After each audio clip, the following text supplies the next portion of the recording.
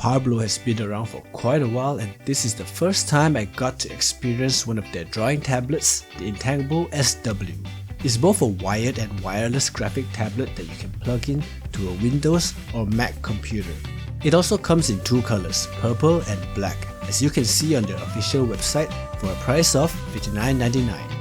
Thank you, Parblo, for providing me this cute little thing to review, and so I will. Anyway, over to the unboxing. You know, all the graphic tablets always have such nice art on the packaging. Whew! Finally able to pull it out, and the first thing I see is nothing. Whatever. There you go. I must say it's pretty light. Hope it doesn't slip out of my hands.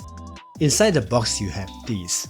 A standard installation guidebook in purple, Chinese words that say 快速安装指南, and all your standard installation stuff, which I'll get into later. A Parblo inspection card? Ooh, there we have it. There we have it. What are these, you may ask? They're pen nibs to fix your pen needs when it's getting old. Also, an adapter, surely for those devices that hate USB ports. Yeah, I'm looking at you, Apple. There's also this neatly packed wired USB-C cable. Pretty sure this is made for those who prefer wired connection and not all things wireless. Nice! Lastly, we have the graphic pen, wrapped up all nicely.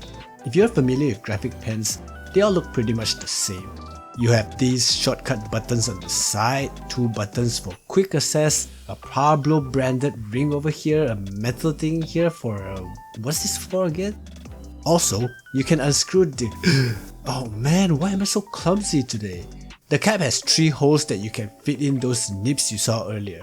Pretty handy for those who can't find their nibs or misplace them always. Trust me, I know quite a few, and voila, the complete edition.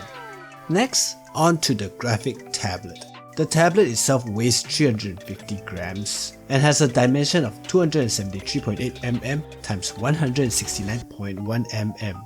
The drawing area 7 by 4 inches as verified in their official website, and weighs around 350 grams, almost like a can of soup, which isn't heavy depending on where you're from. The slot on the top of the tablet is the resting place for your pen when it's not in use.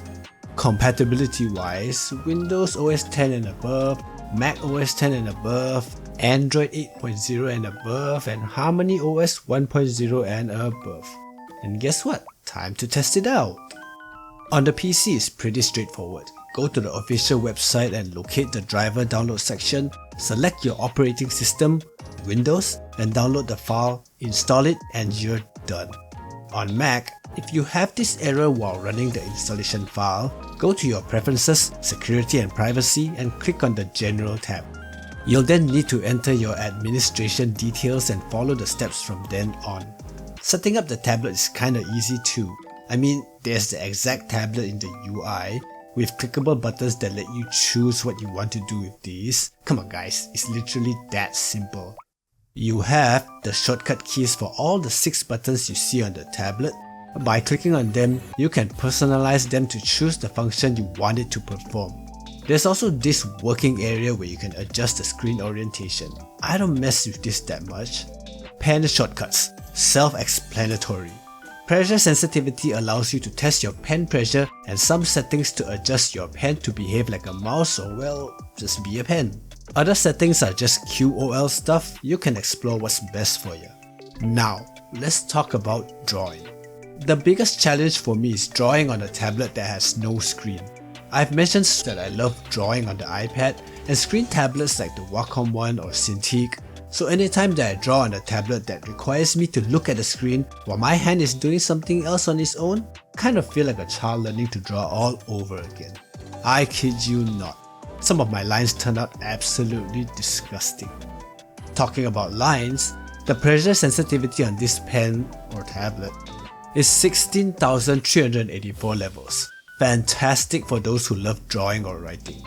These high levels make it feel like a real pencil on paper. I mean, having above 1000 levels already feels so natural. What more above 16K?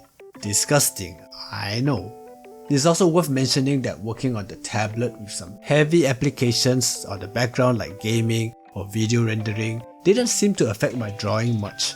I had experiences with pen glitching or noticeable lag when drawing in the past with some other models, but for the Intangbo, so far so good.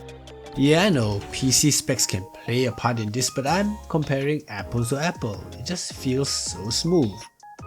To further test the Intangbo, I drew one of the characters from a game I played called Tower of Fantasy, and of course, knowing my absolute lead skills in drawing, I just had to choose a character that had long flowing hair. And guess what? Absolutely destroyed. I mean this in a good way to all aspiring artists out there. You need some time to adjust to the hand and eye coordination for these kind of tablets, and even if it sucks, keep pushing yourself to get used to it. After a while, it just comes naturally. All in all, the Intangbo is a pretty good drawing tablet for those starting out or wanting to get a specific color to match your aesthetic setup. I don't know, some people have pink and purple keyboards or mice or rooms. You get what I mean? If you're looking for a tablet, go ahead and check out this one. It doesn't cost as much as some others in the similar range, and this one has some cool extra features, but yeah, here's the outcome of what I made on the tablet with my baby drawing skills. And if you're interested in getting one of your own, check out the description links below for the Parblo store and more. Thanks again Parblo for sending me this tablet, and I'll see y'all in the next one.